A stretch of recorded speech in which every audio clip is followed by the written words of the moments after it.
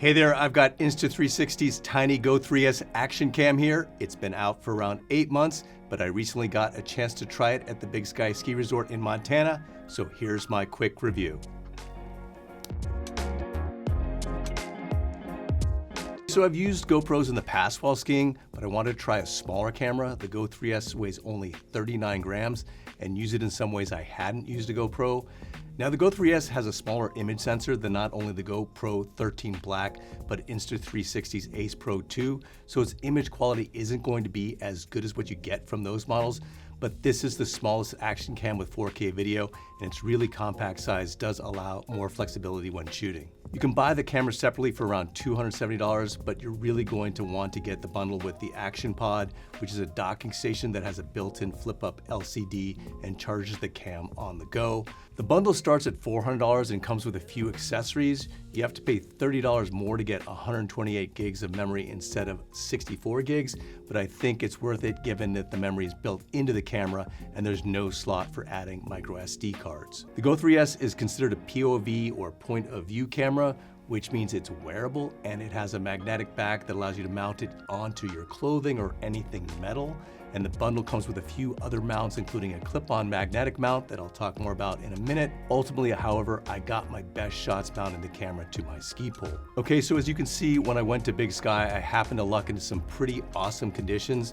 It snowed for most of the 4 days I was there. And over the last few years, Big Sky has replaced several older lifts with new 6- and 8-person high-tech European lifts that have heated seats and blue bubbles to protect you from the elements. Those are pretty cool if you appreciate high-tech ski lifts.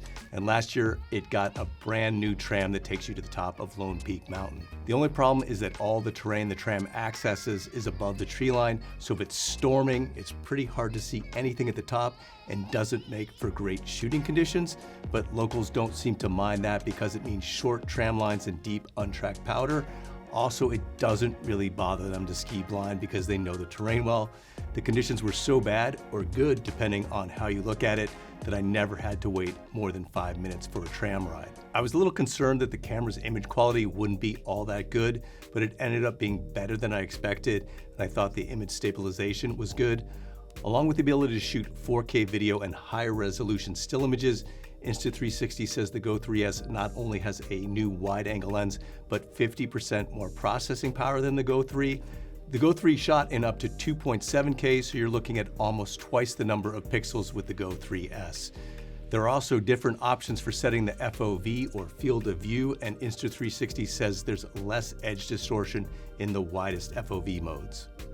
The camera itself is fully waterproof and can be submerged in up to 10 meters or 33 feet of water, so you can do some snorkeling with it, but the Action Pod isn't waterproof, so what I did was keep the Action Pod in my ski jacket pocket and then used it to charge the camera at lunchtime. The camera is rated for up to 38 minutes of continuous shooting time when capturing in 1080p and probably a little less than 30 minutes when shooting in 4K. I was using it in really cold weather, so the battery life was definitely reduced and I needed to charge it after a couple of hours of skiing. The Action Pod has a 1270 milliamp battery while the camera itself has a 310 milliamp battery, so the Action Pod can charge the camera multiple times. However, it takes about 35 minutes to fully charge the camera using the Action Pod. You can shoot horizontally or vertically by simply turning the camera 90 degrees. The only problem I ran into was with the clip-on mount.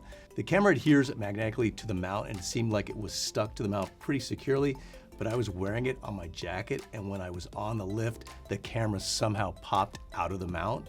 By chance, it ended up between the edge of one of my skis and the pole in the middle of the footrest. I held it there against the pole for most of the ride up, but then I had to drop it from the lift right before getting off. The camera's so tiny, it almost completely disappeared into the snow, but I managed to ski down and find it without having to use the Apple Find My feature that it's equipped with. The moral of the story is that if you're using the magnetic clip-on mount to do any rigorous activities, it's probably a good idea to put a rubber band or wire around the camera to make sure it stays attached to the mount.